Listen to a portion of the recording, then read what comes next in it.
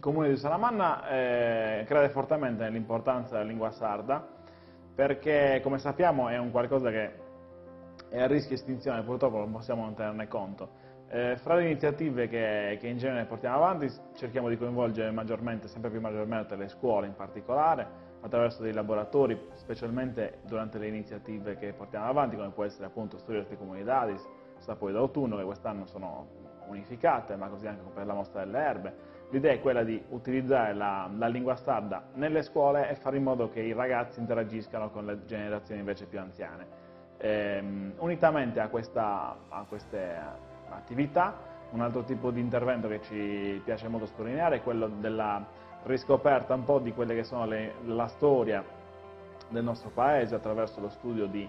materiali storici che sono nei nostri archivi e quant'altro, e anche da lì si cerca di valorizzare i contenuti che spesso danno anche delle importanti informazioni su come si usava la lingua in quel periodo e su come poi è evoluta, e quindi anche queste sono informazioni che fortunatamente trovano l'interesse da parte della popolazione. Quindi l'idea è quella di cercare sempre qualche spunto che possa attirare i curiosi e in questo modo cercare sempre di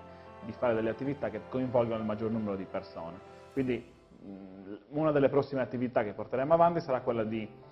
tradurre integralmente in lingua sarda la sezione del nostro sito internet del Comune che riguarda appunto tutte le informazioni turistiche della storia e dei monumenti appunto riguardanti il paese.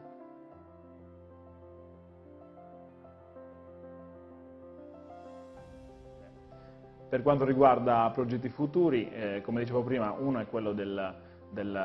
sito web, della traduzione integrale della parte turistica del sito web ufficiale del Comune, così come quello di portare avanti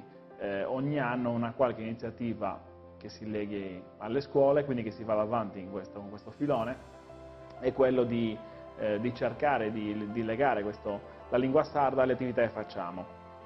In particolare durante, per esempio, i laboratori di cucina, per esempio, che si svolgono durante gli eventi.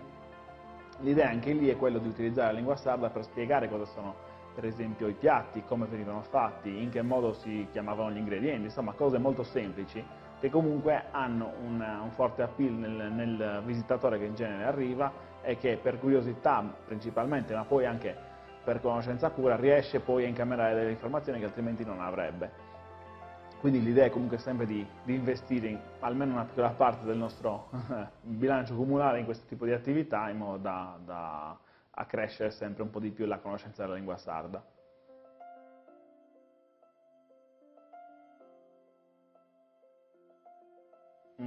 A livello regionale l'idea penso debba essere quella di cercare di implementare in maniera sistematica la lingua sarda nelle scuole. Abbiamo un'autonomia dal punto di vista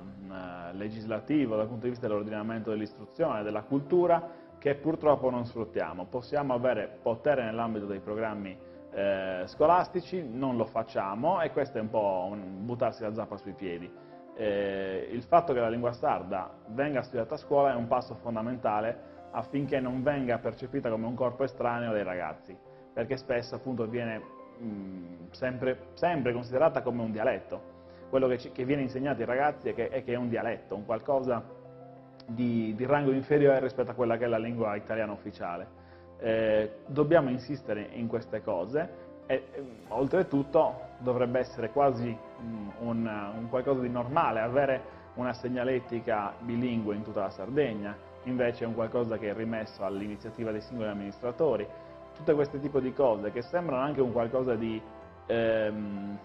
poco importante a prima vista, secondo me devono essere valorizzate perché è importante che la popolazione percepisca come naturale la lingua sarda. Solo in questo modo possiamo riuscire a recuperarla,